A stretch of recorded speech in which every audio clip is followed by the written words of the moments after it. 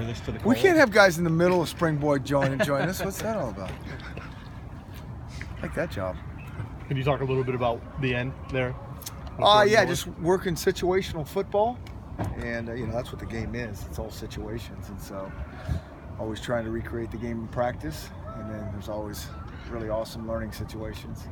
You go look at it on tape, coach it up again, try to recreate it again. Process never stops. When you talk about that balance between offense and defense, and you're probably never happy about one side of the ball or the other, where are you kind of at right now? Yeah, I think it's good because it's gone back and forth. It really has. I think after a while, defense is usually ahead early on, but then also, if they get hit on a special play or they get hit on deep, they're going to correct that. They see it a lot. So a lot of times I always think your defense should be pretty dominant in spring and in fall camp by the time you end the whole thing. Defense usually starts pretty good.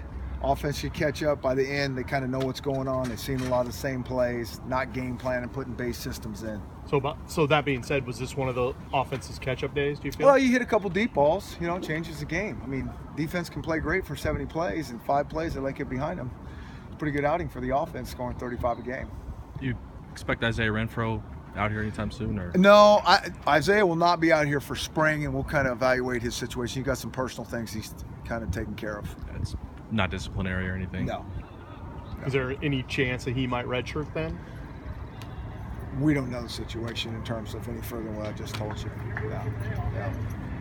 Difficult to see a guy like McGarry go down. He's fine. Injuries, it's fine. He's fine. Fine. What else? Let's talk football. How do you mark progress, I guess, this midway? You're hitting the midway point. I mean, what's the first thing you're going to put on film when you get back up? Yeah, so you're always really looking at individuals because all it takes is one breakdown on really either side, and it doesn't look very good. So you're looking at individual progression. And there's some guys. There's a lot of guys taking steps forward, and so we're really pleased with that. Sometimes it's hard to make it all look good. I mean, everybody gets reps out here, so some of that is not going to be pretty, but you might have a couple guys really playing well, and that was a bad play by one side, but not really. Guys are progressing. Hopefully we get a little continuity by the end of spring ball and build into the summer. You mentioned guys moving forward. It looks as Chico and Andre Baselli have really stepped up as much as we think they have. I think those guys have done a nice job. I really do. I think I think all those guys getting a lot of reps, and so we got to be smart in terms of not wearing them out. But I think when they're getting opportunities, they're making plays. What's the biggest step you've seen Browning take from his freshman year to a sophomore year? It's all subtle stuff. It's always going to be subtle. I mean, he played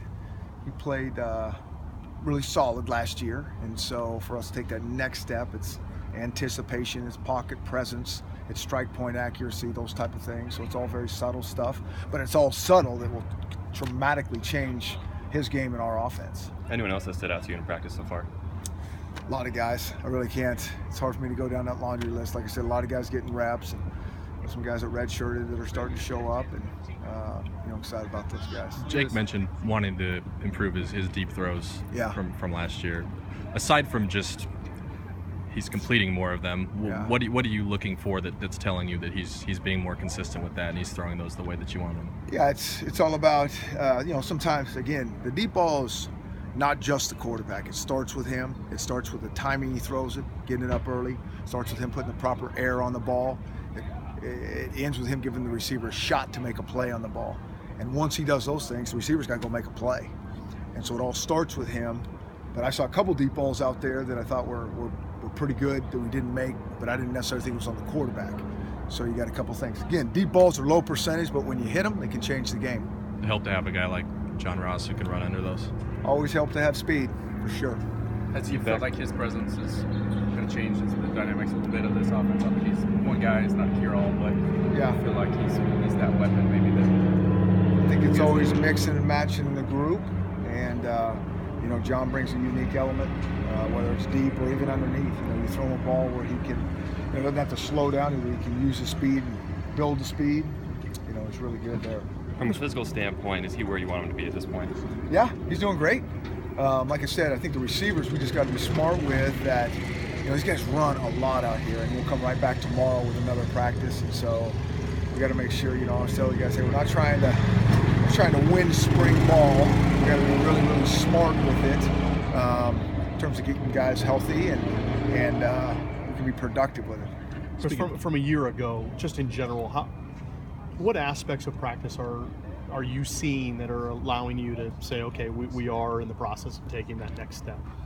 Well, really how we practice, tempos, and that's really hard. It's really hard to practice at a high level, high efficient, to go really fast, and we don't tackle a lot. But it's not just running over there and standing there. We got to get ourselves in position, and when we are wrapping up, there's a certain way we wrap up. And so it's really detailed, and it takes a lot of work and a lot of conversation. So all that stuff, we go in there, and we have a lot of we show clip after clip, not just on assignment, but what this tempo should look like. And it's always work in progress. And so we're getting better at those things as well. A lot of, depending on where the guy is, some of these new guys, we start from scratch always, but sometimes you can build rapidly to more detail with some guys that have been through some of the fires with us. And tomorrow with Junior Day, just can you talk a little bit about maybe the recruiting and just in general what the perception is with the program and how you were able to finish out last year's class and maybe how you feel like things are being perceived on the outside? Yeah, I think we have a really good process. I like our recruiting process. I think we recruit different than a lot of people where we're thorough, we're patient. We try to make as many educated decisions as we can, and sometimes that takes some time. I think you see it out there now where offers are being thrown all over the place, and it's early commit and early offer. Part of that game that we have to play, but we want to make sure that we're doing our due diligence and doing it the right way. And it's really hard. It's the name of the game. We got to get the right guys in it for us, and when we do that, it makes it a lot easier coaching. And so tomorrow we got a bunch of kids coming in here. We're anxious to show them a little practice and what the program's all about. How many guys have coaches here ready to go, guys? No, we'll have quite a few. Yeah.